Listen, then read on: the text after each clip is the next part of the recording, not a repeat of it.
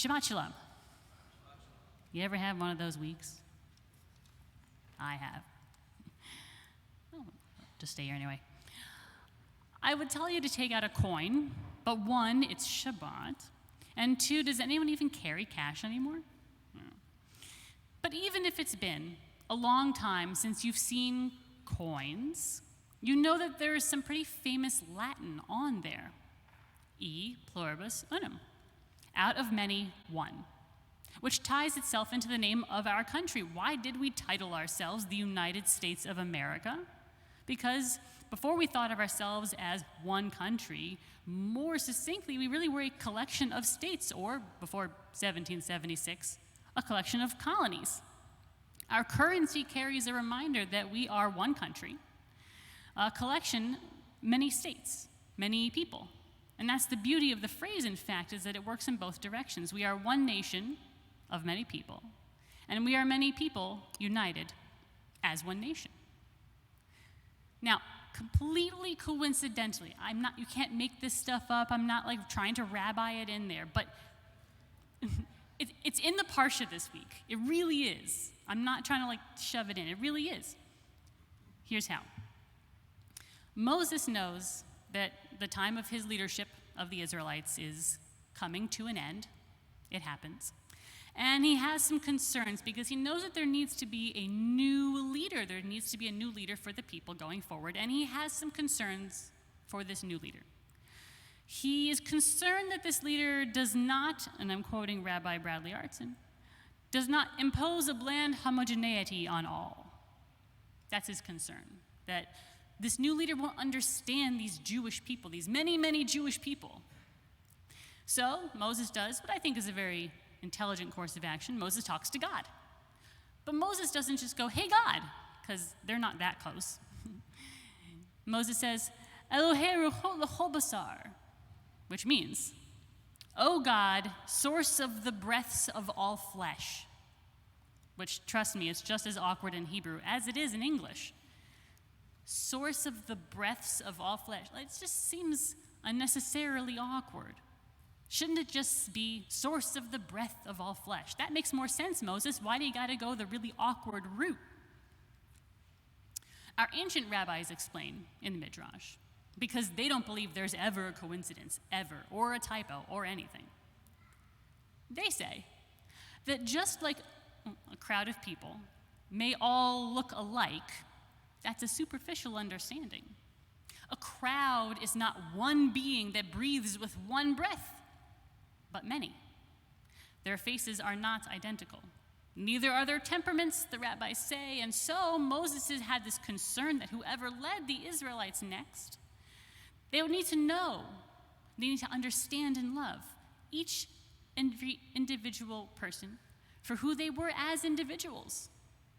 And so when Moses spoke to God from this place of this anxiety that he had, he used this awkward plural to refer to God, breaths of all flesh. I kind of get it on the crowd thing, though, and maybe it's just because of what I do as a job. Not last year, but the year before, previous high holidays. I have been blessed to stand right up here, right there sometimes, and see thousands of faces before me. And every year, people ask, would you get up there and you speak? Wow, how do you do that? I don't know how you do that, Rabbi. You get up there and you talk in front of so many people. I would be petrified. And I usually say something to the effect of, well, it's basically a sea of faces, which it is, actually. But when I say that, it's a sea of faces, I feel like that doesn't really encompass what I mean, really, when I say that. Because what I love about standing here, especially standing here when I get to look out and see 50 or 100 or 1,000 or 3,000, Kol Nidre, 3,000 faces, I'm actually trying very hard. I'm making a very concerted effort not to see a sea of faces. I really am trying, and it takes a lot of effort, to see each individual face. I'm scanning when I'm up here to look into thousands of eyes. because I know and I love that there are so many people here, so very many Jews, and those who love us, each with their own strengths and weaknesses and likes and dislikes and passions and preferences and dreams, and we're all here together. One. So very many of us. The beauty of it, of that duality. As Jews, we hold that tension very handily. I think we're good at it, the unity and the diversity. And as Americans, that is our goal. It's our birthright. It's on our money, e pluribus unum, out of many, one. A saying that is true in both directions, an aspiration. That we are many in this country. We are many religions and races and genders and sexualities and ethnicities, and some of us were born here, and some of us chose, and some of us had that choice made for them. And whenever, like Moses had that worry, any one person or group of people are not seen and appreciated and protected from those who think their one way is the only way, when a rabbi is attacked outside his synagogue as one of the many examples for how Americans are attacked, even these days, for their religion or their race or whatever it is that makes us beautiful in God's eyes, when those things happen, they are the most un-American actions. Because e pluribus unum, out of many, one.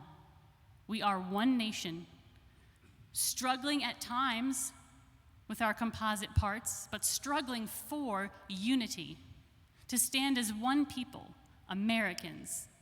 In the United States, the greatest experiment in self-governance that the world has ever known, trying to be a promise and a haven for people regardless of what others may oppress them for. America tries to be a place that lets them live in peace. It's why my great-grandparents came here. It's why a lot of you and maybe your grandparents came here too. I am proud of our fledgling nation celebrating 245 years on Sunday. We're a young pup as far as countries go. Are we perfect? Is any country perfect? Besides, perfect is not what we expect. We strive for perfect. As Jews, we always reach toward perfection with the knowledge that it is ultimately unattainable, but also with the knowledge that the struggle for perfection is what makes you good. We Americans have set for ourselves a tall order with biblical roots, e pluribus unum, out of many, one. To be a single nation, united, under a common flag, common currency, common set of values, that is also made up of more races, more religions, more ethnicities, more genders and sexualities and histories and social strata than any other nation on earth. We are many, as God is many. And that is what makes this great American experiment so beautiful. We have achieved much these past 245 years, and as long as we try to honor the multitude in the unity and bring unity to the multitude, we know that we can only get closer to that great vision of America that all of us deserve. Shabbat Shalom and a very happy 4th of July.